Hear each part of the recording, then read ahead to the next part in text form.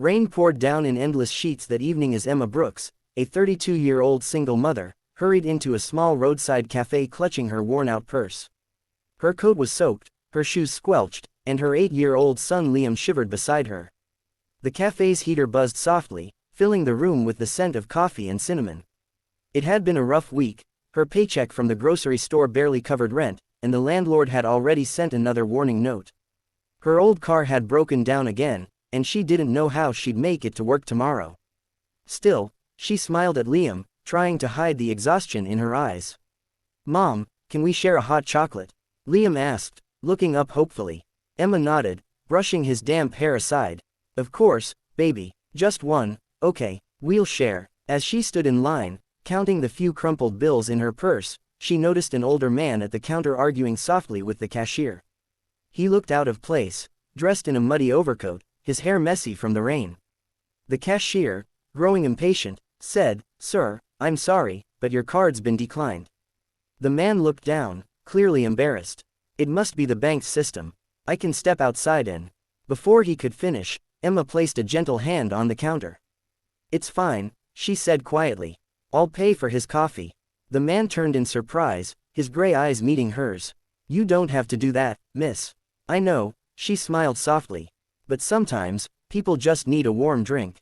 He studied her for a moment, her tired face, her son clinging to her side, then nodded. "Thank you," he said sincerely. "Not many would do that." She brushed it off. "Just coffee. No big deal." He smiled faintly. Sometimes, a small act of kindness is the biggest deal of all. After he left, Liam whispered, "Mom, you didn't have to pay for him." Emma squeezed his hand. "We may not have much, sweetheart, but we'll never stop being kind." That night, she tucked Liam into bed, unaware that her small gesture had set in motion something far beyond her imagination.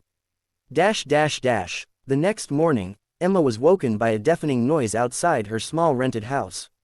She rushed to the window, her heart nearly stopped. A helicopter was landing right in the empty field behind her home, whipping up dust and leaves. Neighbors peeked through curtains, children pointed in awe. Emma's first thought was that something terrible had happened. She grabbed Liam, heart pounding, and ran outside. The helicopter door opened, and out stepped the same man from the cafe, now wearing a clean black suit, surrounded by two men in dark coats. He walked toward her with a calm, confident smile. "Good morning, Ms. Brooks." Emma blinked in disbelief. What is this? What's going on?" He extended a hand. "My name is Richard Hale. I'm the CEO of Hale Enterprises." She froze. "CEO? But you looked like a homeless man." He finished gently. "Yes, I was testing something, seeing for myself if kindness still existed in ordinary people. You didn't hesitate to help me, even when you clearly had your own struggles." Emma didn't know what to say. "I didn't do it for anything in return." "I know," he said, smiling. "That's exactly why you deserve everything I'm about to give you." He motioned to one of his men, who stepped forward with an envelope. Inside was a check for $250,000, enough to change her and Liam's life completely. Emma's hands shook. I can't accept this." Richard's expression softened. "It's not charity, Emma. It's gratitude. You reminded me what compassion looks like when you have nothing to gain. People like you deserve a chance to live without constant worry." Tears filled her eyes. Liam looked up, wide-eyed. "Mom, are we rich now?" She laughed through her tears. "We're blessed, baby." Over the following weeks, Emma's life transformed. She paid off all her debts, bought a reliable car, and enrolled in night classes to become a nurse, a dream she had given up when Liam was born.